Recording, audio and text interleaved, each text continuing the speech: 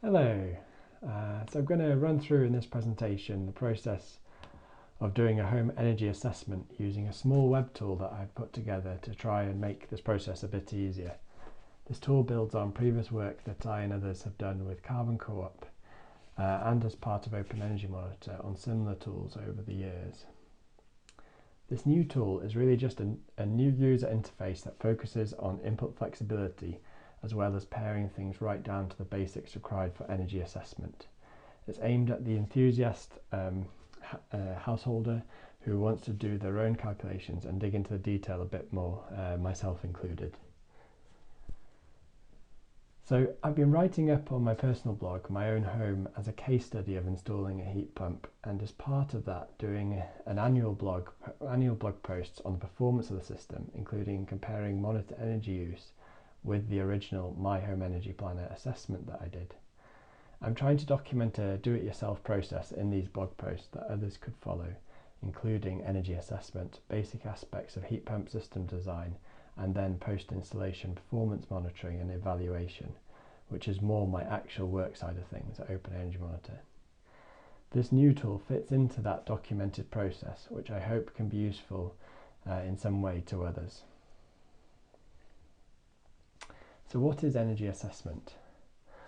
When we do a home energy assessment, we are basically building an energy model of the house, entering in as much detail about the dimensions, materials, heating systems and other uses of energy in the home as possible.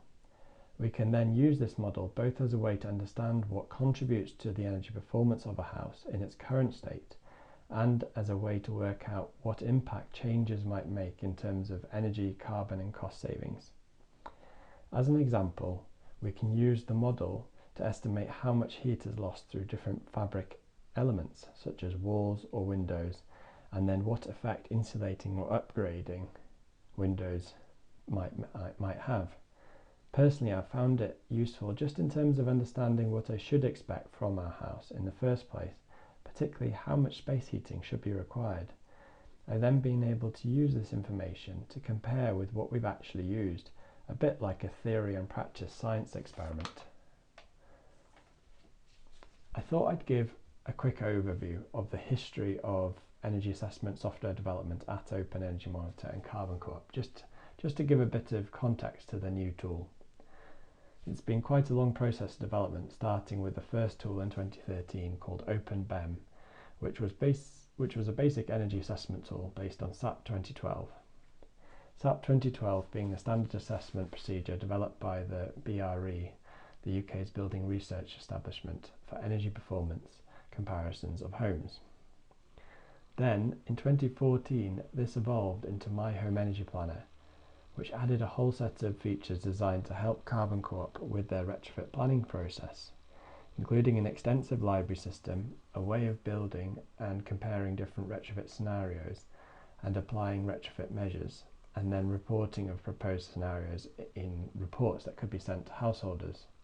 I worked for Carbon Co-op on my Home Energy Planner, developed until 2015, handing over to Carlos Alonso Gabizon, who continued development up to 2019, who then, if I've got this right, handed over to Anna Sidewell, Paul Fawksley and Ian Drysdale, and others who have been continuing the work since then on what is now called Home Retrofit Planner. Home Retrofit Planner is a port of My Home Energy Planner to Python, to Django and React, and continues with the goal of an extensive tool to aid with the whole process of retrofit planning, including all the considerations around measures applied, PASS 2035, etc. Credit in particular for the design, direction and management of the development of these tools should go to Marianne Heaslip of Carbon Co-op, whose expert architectural input has steered their development throughout this time.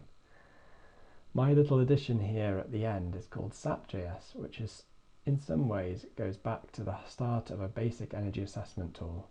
It's just a new user interface really that focuses on the basics without a lot of the features in the larger tools, but it's now able to use the same tried and tested SAP model that Carbon Co-op have worked so hard on over the years. I will now run through SAPjs quickly to give you an idea of what it is and what it can do. So I'll just load up the tool here. So the tool is open source and publicly available at openergymonitor.org/SAPjs. When you first open it, it has an example assessment already loaded. It's actually the uncalibrated assessment of my house. It's worth noting that this tool runs in your browser and no data is saved or recorded on the OpenEnergyMonitor server itself. When you click Save up here, it gives you a file to save locally onto your computer. At the top here, you have the house graphic, which shows where the heat loss is in the house, and then the headline energy performance and metrics here. Below that, we have a series of minimized sections that cover all the information we need to enter into the model to create an assessment. The first section covers location, overall dimensions, and occupancy. You can enter in the various bits of information that relate to your project and see the results change in real time in the graphics above. So as an example, I'll just change the occupancy here to 3, and so if we use a custom occupancy, change it to 3, you'll see this figure change here.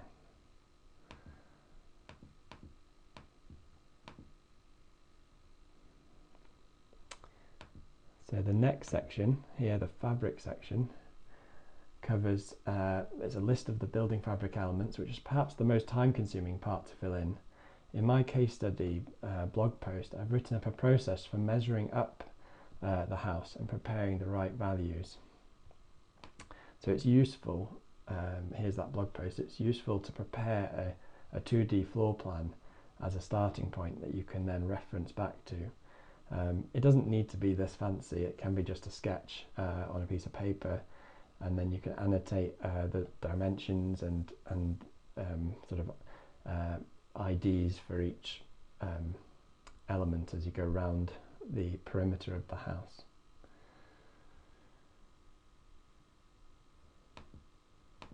So one of the nice things about the way the fabric section works is that you define here at the top the main types of fabric elements that you are going to use in the assessment, and then you apply these in the list below. So here I've got stone wall, I've got the U value, and I've got the thermal capacity K value here. We've got party wall, insulated floor, and so on. And then these are applied then in this list of this long list of elements. So E1 here corresponds to this aspect here, this wall, and then we've got E2 here on is that long party wall. So go back, we've got E1 stone wall is 3.36, and then E2 should be lower down. There it is, E2 party wall 6.81, but no heat loss through that because it just assumes that it's a party wall without sort of air cavity in the middle. So with this, with the element library here at the top, it makes it really easy to adjust the U value of a particular element type. So, and then you can explore what the effect of, say, insulating a wall could be. So here I'm going to explore what the effect of insulating to a U value of 0.3 is on all external stone walls. You can see the heat loss here at the top goes right down, and those U values are applied to each element. And then we can look at the bottom as what the effect is on space heating demand and so on. But I'll come back to that later.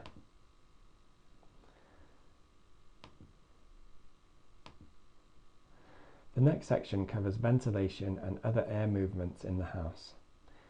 Throughout the tool there are lots of perhaps slightly obscure terms and inputs, and it can be hard to know what to enter in many of these fields.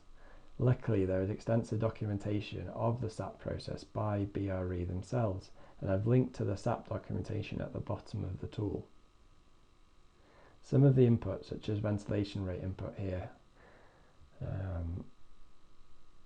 have a note in the brackets for the right page, so page 10, section 2, or a table lookup. It's worth having the SAP documentation open while you work through the tool, as there is a lot of guidance on what to enter available there. Though at the same time, you don't have to fill in the assessment by the book. If you don't think the suggested SAP input values are realistic, then it's worth doing your own additional research and trying different values. So next here we have the space heating section, which covers the factors that determine the indoor temperature assumptions used by the model. I've printed here the monthly temperatures that the model calculates, which are useful to compare against what you think they are in practice. If you're monitoring average internal temperatures, you can enter them manually here as well by clicking on the Enter Custom Monthly Internal Temperature checkbox and then adjusting these values here.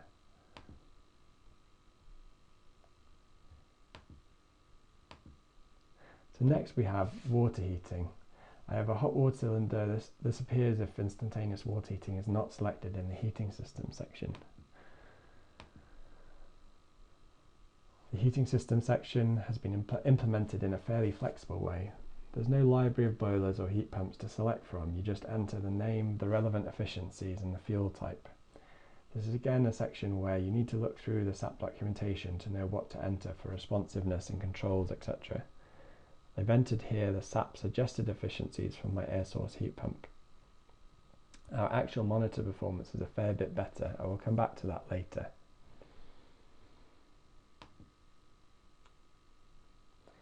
There are two options for lighting appliances in cooking. The first is to use the standard SAP calculator, which I think does generally overestimate consumption. It predicted almost double our actual use. Alternatively, you can use a more custom detailed appliance list where you enter estimated consumption values. Let's show mine here, and run hours for all different things that use electricity in your house.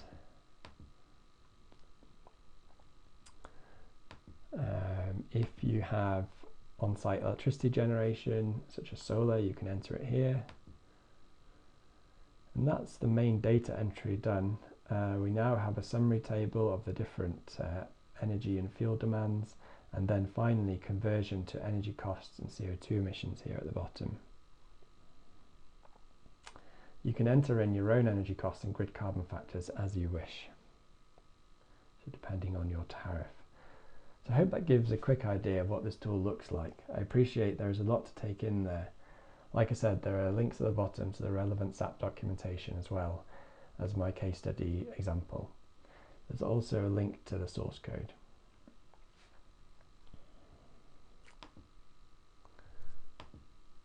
So I thought I would go through now the results from my own assessment as an example of how different the results from the SAP assessment can be to your actual monitored performance or energy consumption. And then I will go through what we can do to calibrate the assessment to match actual consumption a bit better. The SAP column here, first column, gives our predicted energy consumption and cost based on assumptions that are as close to SAP standard assumptions as possible. The other three columns give the actual monitored consumption and costs for our house in 2019, 2020 and partly projected values for 2021. As you can see, the predicted cost is around twice our actual costs here, or more than twice in 2020. You often hear of this kind of difference when comparing SAP assessment suggestions with actual consumption, and it's not hard to get this kind of error given the complexity and wide range of factors involved. The issue at this point is that if you use the assessment as it is to inform saving projections from, say, insulating your walls, the savings might be twice what you might experience in reality. Luckily, we can go back and adjust the assessment to give better results, especially if you have monitoring data that can inform the adjustments. It can then become a more useful tool for predicting the impact of improvements. So these are the changes that I've made to my initial assessment. First, I've used the detailed appliance list in place of the SAP lighting appliances and cooking calculator. This halved the associated consumption in line with monitored values. Second, I entered actual hot water cylinder heat loss factors and low water use design, only a minor change really on that one. Applied actual monitoring internal and external temperatures for the given year and used the 7 Wales region for wind speeds. This accounts for about half of the difference in space heating demand in 2020. Fourth, I lowered the wall U values from 1.7 to 1.4. Then I lowered the U values from 3.1 for window U values from 3.1 to 2.3, and I reduced the ventilation rate for the wood stove. Altogether, those accounted for the remaining difference in space heating demand, but really a big guess, as it may be that the difference is due to other factors, such as heat contribution from neighbours. So 7, I applied monitoring heat pump efficiencies of 383% for water and 420% for space heating, rather than the 187 and 307% suggested by the SAP product characteristics database. I also added in the circulation pump consumption separately. This reduced the electricity consumption for the heat pump by about 20% to bring the total electricity consumption for the heat pump in line with my monitored values. So finally, I applied our actual electricity tariff unit rates for that given year, a relatively simple one, but this can make quite a difference for our house given the variable nature of the Octopus Agile tariff that we have been on. The result of making these changes are the assessment now matches our actual costs, which is to be expected given that we've basically entered in a whole load of actual measured values. The guess for the building fabric and use of 7 Wales region wind datasets are pretty big fudges though. It's hard to get these any better without a lot more monitoring. So here is the top graphics before and after making the above adjustments. What we can do now is get a more accurate picture of the energy savings potentials from, say, insulating the walls or upgrading windows. I will load up the adjusted assessment here, and we can try a couple of changes. So I'll start by looking at insulating the walls. So we'll go down to the bottom. I've put in my latest electricity unit rate. The annual cost is projected to be £676 per year. Now if I insulate those stone walls to a U value of 0.3, which is the would be the result of putting a wood fibre based insulation system on the outside. That cuts that annual cost to £576 per year. So 576 down from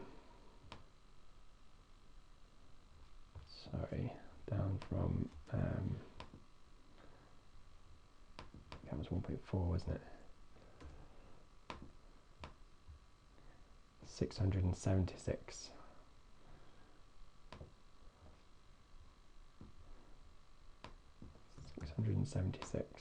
Down to 576. So basically £100 saving a year from fully externally insulating the external walls. So we can also look at what the saving would be from improving the double glazing to and doors to very high performing U values. So we'll go for 0.85. Just check that again. 676. 0.85. So 676 goes down to 639. So that's about £36 saving per year by upgrading those windows. Unfortunately for our case, the savings don't look to be that high given the potential cost of those measures. We might, however, be able to increase comfort and have a higher saving compared to what the cost would have been using the heat pump by itself to reach those higher comfort levels. And the better building fabric would also help us run the heat pump at cheaper times of the day from a variable tariff perspective, which might help reduce that average unit price. I still need to learn more about what the right set of building fabric measures might be for a house like ours.